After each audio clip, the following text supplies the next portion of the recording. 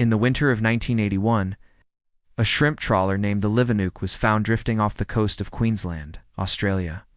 The radios were silent, the nets were half-hauled. Coffee was still steaming in the galley, but her 6-man crew was gone. There was no distress call, no lifeboat missing, just an empty vessel rocking gently in the tide. What happened to the men of the Livenook remains one of the strangest maritime disappearances ever recorded. The Livenook left the port of Corumba on June 7th with a seasoned captain, 2 engineers, and 3 deckhands. They planned a 10-day trip through the fertile shrimping grounds in the Gulf of Carpentaria. The forecast was for calm seas and light winds, a routine trip. Witnesses on the dock recall laughter and a promise to be home before the next storm front arrived. At 5 p.m., the vessel's radio logged its final check-in. All good aboard the Livenook, nets down at dusk. After that, only silence.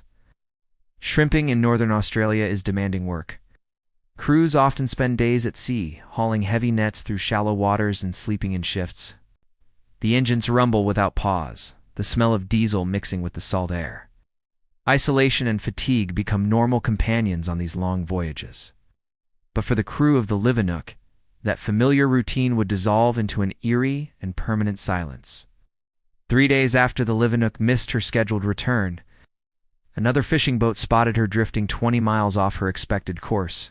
There was no answer to their radio calls. When rescuers boarded, they found the boat idling in neutral, its engines humming and its nets torn but still trailing in the water. The cabin lights were on. A kettle had boiled dry on the stove. Every life jacket was present. Every lifeboat was secured. There was no blood, no sign of a struggle, only a profound and unsettling absence.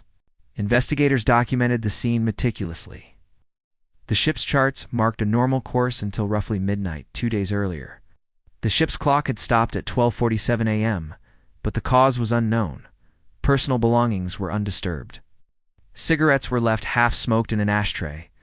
The weather log showed some light squalls, but nothing severe enough to cause major trouble. To the men who boarded the ship, it felt as if the crew had simply stepped outside for a moment and never returned. The Royal Australian Navy and local air patrols launched a massive week-long search. Aircraft traced grid patterns across hundreds of nautical miles of open ocean. They found a single torn glove and a buoy, but there was no trace of the men or a life raft. Theories began to multiply as quickly as the waves closed over their tracks.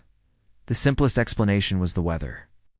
A sudden rogue wave could have swept the deck, pulling the men overboard one by one. But if that happened, why was there no mayday call? And how did the ship remain so stable with its engine idling and its systems intact? Meteorological records showed no storm strong enough to roll a trawler of that size. Still, the sea is vast, and sometimes the line between calm and chaos is just one unseen swell. Some experts suggested carbon monoxide poisoning from a faulty exhaust could have disoriented the crew. In their confusion, they might have gone topside for fresh air and fallen overboard. However, tests later showed normal CO levels, though the possibility can't be entirely ruled out. Others proposed a sudden mechanical malfunction that caused panic or injury. Yet again, the evidence was thin. Every hypothesis seemed to solve one mystery only to create 2 more. Could there have been a conflict on board? Police examined the ship's logs and the crew's histories, but found no signs of mutiny or violence. 6 men were longtime colleagues. Some locals whispered theories of stowaways or pirates, but no neighboring vessel reported any unusual encounters. In the end, investigators officially called it an unexplained maritime disappearance, closing the file with far more questions than answers. For weeks, families waited on the docks. Without remains, there could be no funerals, only memorials. The Livenook herself was towed back to port, repaired, and eventually returned to service under a new name. For some, this felt like closure. For others, it felt like a desecration. At sea, the line between work and the grave can be paper-thin. The ocean keeps many stories like this one.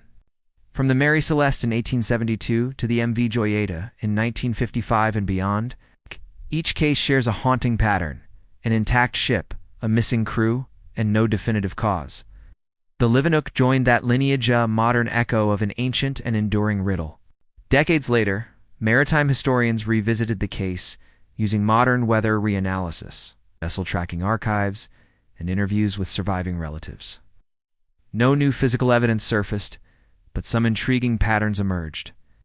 There was a navigation glitch in nearby waters reported by other trawlers around the same time.